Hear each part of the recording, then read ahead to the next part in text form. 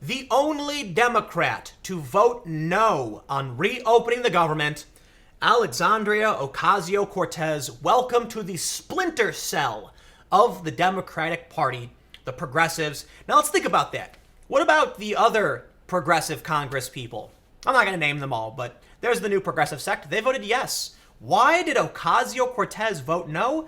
Because it would fund ICE, and she ran on the platform of abolishing ICE, though admittedly no one really cares that much, and most people want to keep ICE. Cortez wasn't elected by the people. She really, really wasn't. She used an exploit called primarying. Essentially, these sitting Democrats, these incumbents, didn't prioritize the primary fight. She only won 15,000 votes, and thus, when it came to the actual election, nobody else was running. Sure, there was a Republican, but he didn't really do anything. I don't think he even had a website. So who's anyone going to vote for? They're going to check Democrat, and thus she gets elected on a bunch of promises no one cared about, like not funding ICE. But here's the best part of this story, because we're going to go back in time real quick.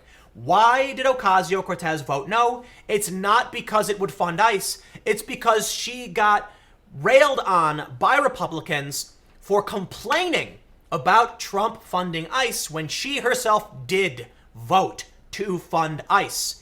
Yes, she did. We'll read the story in a second, but let's just go back in time real quick to check this out from the Daily Caller.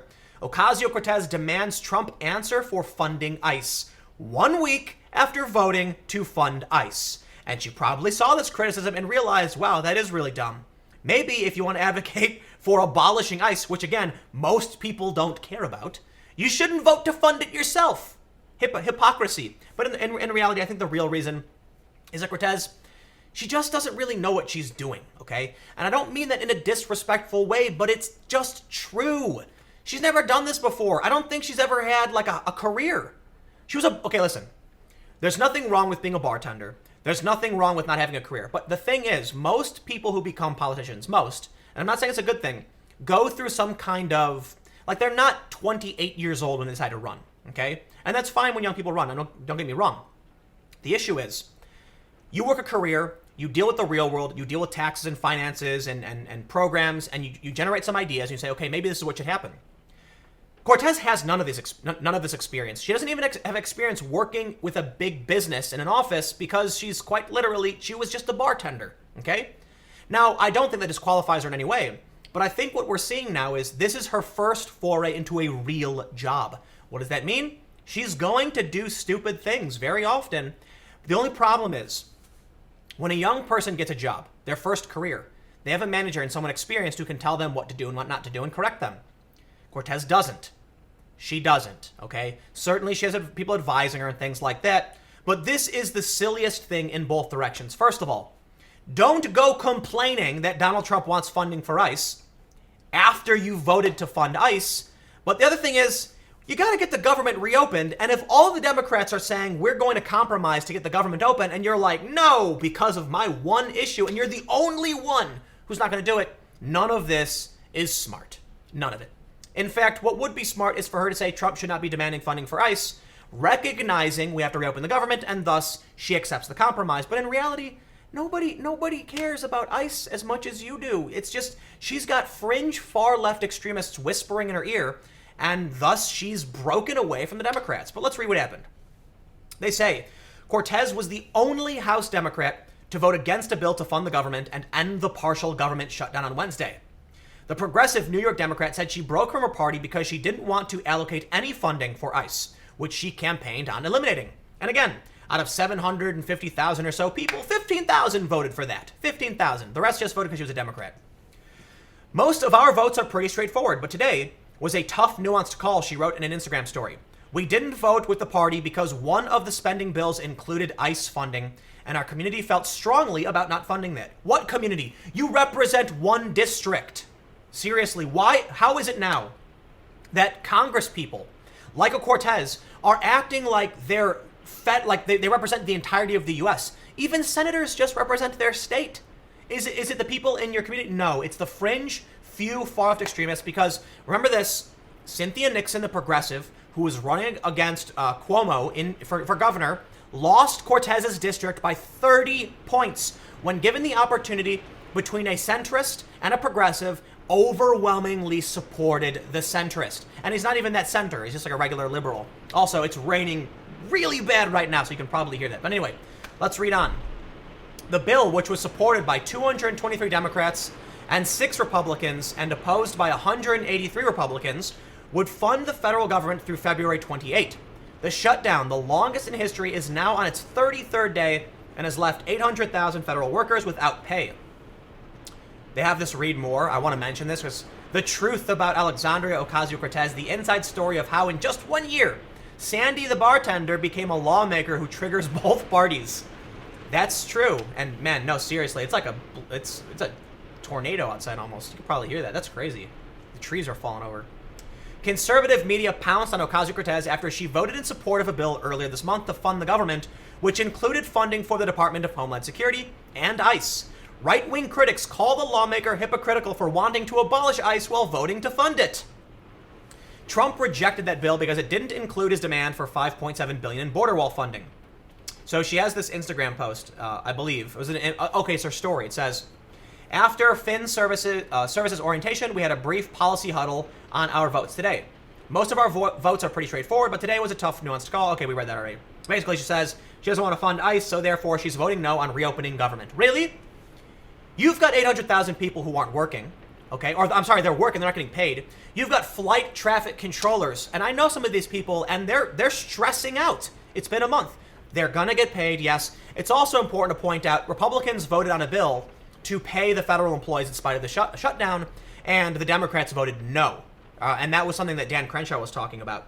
Now Cortez is refusing to open the government to pay these people. Look, have the debate about ICE on a later date. Get these people their damn paychecks. They have these jobs. They didn't do anything wrong. You're essentially trying to vote them out of a job. That's not okay.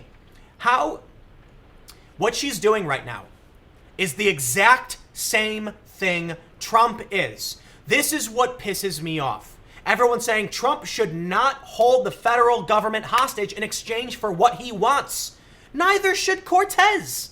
Now look, don't get me wrong, her one vote won't weigh that much compared to President Trump's vetoing power, but the point is, what gives her the right to say no to the entirety of reopening the government because she doesn't want ICE to exist?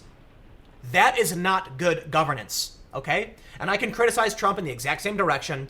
He's essentially saying he doesn't want to approve of a bill that Republicans and Democrats had approved because he wants his wall. I also disagree with that. I'll say this, though, and I've said it before, Trump's never going to back down. At this point, you should probably just look, I'm going to be as disrespectful as I can be. And this is what I said to my dad. If Trump wants a wall and he's refusing to veto this bill, and you're claiming walls don't work, but you're all like, it's also pointed out that $5.7 billion is something like 0.011% of the 2019 budget, then give baby his bottle. Why are we debating this? Trump came to the table with multiple compromises saying 200 miles of a specific area, not even the full border wall. Okay, he's backed down for the most part. He even said steel slats, not even concrete. Congratulations, you've talked the man down. You're gonna negotiate? No, they refuse. And look, it's not even my opinion. The Washington Post has written, I think, 2 editorials right now saying, seriously, Democrats, come to the table. Trump made you an offer. Back to the main point. Ocasio-Cortez is refusing to reopen the government because she doesn't like ICE. How are you going to criticize Trump for this and not criticize her for the exact same thing? When someone took a job at ICE, they didn't do it thinking that some politician was going to come in and vote them out of a job. The same thing is true for all of the federal workers. This is on Trump and Cortez. At this point, the fact that it's going in the other direction is absolutely absurd. You now have Democrats breaking ranks and also voting with Trump? Oh my God. In the other direction, obviously, Trump wants the wall. She refuses to give it to him. So now, here's the best part. The Democrats were like, how about 1.3 billion? And Trump said, no, 5.7. And Ocasio-Cortez goes, 0. It's like, dude, Cortez, you're in the wrong direction. The Democrats are negotiating, okay? They're offering less. That's the point. Now Trump's made more offers than them. They're not coming to the table. But Ocasio-Cortez walking away from the table. At this point, it would be fair to say that if the Democrats give Trump something he approves of and Cortez still votes no, then she's worse than Trump is. She's saying no straight up. Trump is saying, here's what I want. The Democrats are saying, here's what we're offering. Okay, we've been in shutdown for 33 days. And Cortez is saying, I'm not going to vote on anything that funds ICE. Great. Back to square one. Somebody said something really funny, that Cortez is the monument to our sins. And I thought that was hilarious. They said that everyone wanted Trump because he was a populist who would essentially spit on the deep state and the system and the establishment. And a lot of people voted for him for that reason. And thus you also get something in the inverse, Ocasio-Cortez. But I'll say it one last time. She didn't win. She won a primary. And she's talked about this. It's not my opinion. This is not me being disrespectful. She called it primarying. She has threatened to primary other Democrats. They know it's an exploit. They know they're not being democratically elected. They know what they're doing. Anyway, I hate making videos about this woman. I'll end by saying this one last thing. She's absolutely... Okay, hold on. I gotta clarify. She comes off as she's the coolest politician on the left. Dan Crenshaw is the coolest politician on the right. Admittedly, I think Dan Crenshaw is way cooler than she is, but that's me being biased because to me, what's cool is Crenshaw being calm, collected, poignant, and he served the U.S. He seems like a stand-up guy who's confident. The coolness he exudes is like the mysterious stranger who knows what needs to be done. He's got charisma, you know what I mean? Cortez is the coolest in the other direction because she's hip. She's like making memes and stuff. She's joining live streams talking about video games and things like that. So the point I'm trying to say is conservatives probably don't think she's cool for sure, but I think it's fair to admit that she's with it, right? She gets the millennials. She understands a lot of these jokes. Admittedly, it does come off as a little like fellow kidsy, but she's made reference to like all your bases belong to us. Like, you gotta admit, she's more with the young generation than anybody else. But admittedly, if you're in like high school, actually, here's a really good way to put it. In high school, she would be one of the most popular girls, and Dan Crenshaw would probably be one of the most popular guys.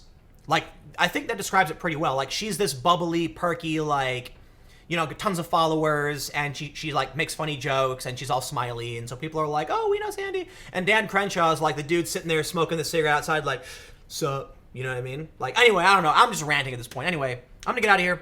Thanks for hanging out. I'll see you guys on the main channel tomorrow at 4 p.m.